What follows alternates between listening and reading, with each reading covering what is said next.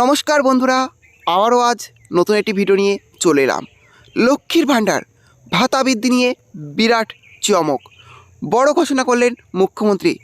তাহলে কি এবার লক্ষ্মী ভাণ্ডার প্রকল্পে 2000 টাকা হতে চলেছে?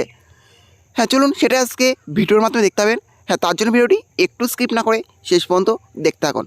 আর হ্যাঁ, অবশ্যই আপনি চ্যানেলে নতুন হয়ে থাকেন তাহলে চ্যানেলটি সাবস্ক্রাইব করে রাখবেন। লক্ষ্মীর ভাণ্ডার এখন বাংলার মেয়েদের নয়নমণি। মাসে মাসে 1000 থেকে 1200 টাকা কি চারটিখানি কথা? আসন্ন বিধানসভা নির্বাচনের আগে ফের এই টাকা বাড়ানো হবে কিনা তা নিয়েও আশা প্রকাশ করেছেন অনেকেই। এমন সময় বড় ঘোষণা করলেন মুখ্যমন্ত্রী মমতা বন্দ্যোপাধ্যায়। 26শে ডিসেম্বর বৃহস্পতিবার মুখ্যমন্ত্রী মমতা বন্দ্যোপাধ্যায় সন্দেশখালী সফরের ঘোষণা দেন এবং সময়সূচি অনুসারে তিনি 30শে ডিসেম্বর সোমবার উত্তর চব্বিশ পরগনার ঋষি অরবিন্দ মিশন মাঠে একটি প্রশাসনিক সভা এবং একটি পরিচয় প্রদান অনুষ্ঠানে যোগ দিতে সেখানে পৌঁছান। অনুষ্ঠান চলাকালীন মমতা বন্দ্যোপাধ্যায় কেবল জনতার উদ্দেশ্যে বক্তব্য রাখেননি, বরং রাজনৈতিক বিরোধীদেরও সমালোচনা করেছিলেন। তিনি মহিলাদের প্রতি একটি কড়া বার্তা দেন, তাদের দুষ্টু লোকদের থেকে দূরে থাকার জন্য সতর্ক করেন। তিনি অল্প বয়সী মেয়েদের অপরিচিতদের বিশ্বাস না করার আহ্বান জানান।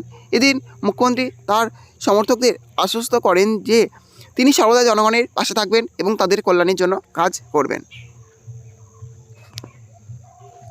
মমতা এদিন যেসব বিষয় নিয়ে আলোচনা করেছেন তার মধ্যে ছিল লক্ষ্মী ভাণ্ডার প্রকল্প, যা মহিলাদের আর্থিক সহায়তা প্রদানের লক্ষ্যে একটি সরকারি উদ্যোগ।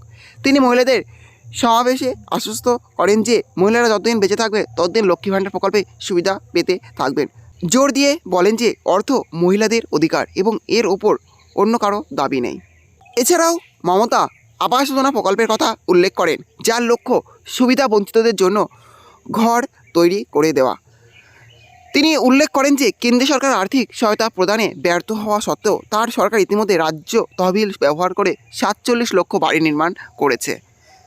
তিনি জনতাকে আশ্বস্ত করেন যে সন্দেশখালীর জনগণকে আর্থিক সহায়তা নিয়ে চিন্তা করতে হবে না, কারণ রাজ্য ইতিমধ্যে প্রয়োজনীয় সহায়তা প্রদান করছে।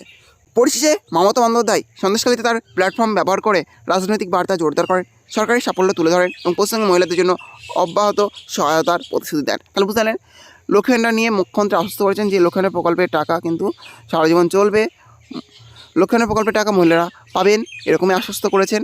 লক্ষ্মী ভাণ্ডার প্রকল্পের টাকা বৃদ্ধি নিয়ে কোনো ঘোষণা তিনি করেননি। এখন তবুও দেখার যে শেষ পর্যন্ত বিধানসভা নির্বাচনের আগে লক্ষ্মী ভাণ্ডার প্রকল্পের টাকা বাড়ে কিনা এবং সেটা 2000 টাকা হয় কিনা। এই ছিল আজকের আপডেট। ভিডিওটি ভালো লেগে থাকলে অবশ্যই লাইক, শেয়ার এবং কমেন্ট করবেন এবং এই ধরনের নতুন নতুন ভিডিও সবাইকে পাওয়ার জন্য চ্যানেলটি অবশ্যই সাবস্ক্রাইব করে রাখবেন।